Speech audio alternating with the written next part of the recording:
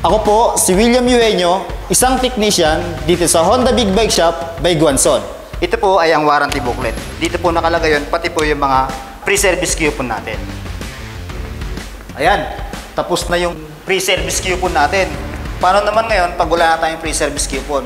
I-discuss ko naman ngayon sa inyo pag nakaabot na tayo ng 36,000 km. Sa 36,000 km natin, change oil, syempre, una natin gagawin, kailangan natin ng fully synthetic oil.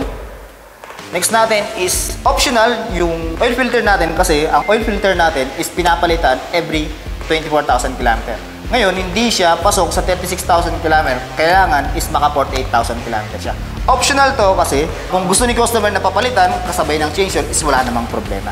Kasama rin natin na pinapalitan yung washer natin sa drain bolt.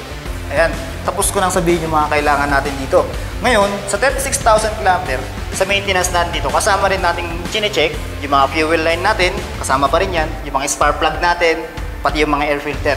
Depende yan sa rider or sa motorcycle na ginagamit.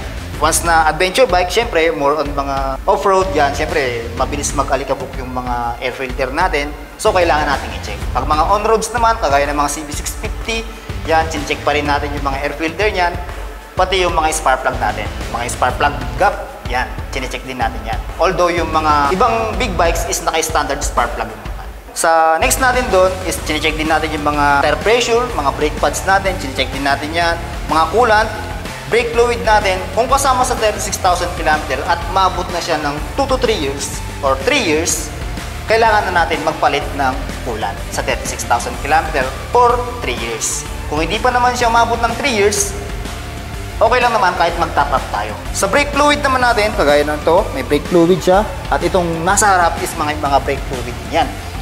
Yan naman is nire-replace natin every 2 years po. Kung wala naman siyang leak, although visual checking lang kung nasa level pa ba siya, ganun din sa harap. Kasama rin doon yung mga rotor disc natin, pati shocks, kung okay pa ba yung mga shocks, kung may mga oil leaks tayo na nakikita, yung damper natin, kung may mga damage na, kung kailangan palitan, is palitan natin. Kung magagawa natin yung lahat sa 36,000 km, good condition ulit yung motor natin. Pero kung hindi naman natin yun magagawa, syempre maraming disadvantage yan. Ngayon, kung hindi natin magagawa yung mga basic maintenance na ginagawa natin palagi sa motor natin, around 36,000 km, pwedeng magkaroon ng problema yung motor.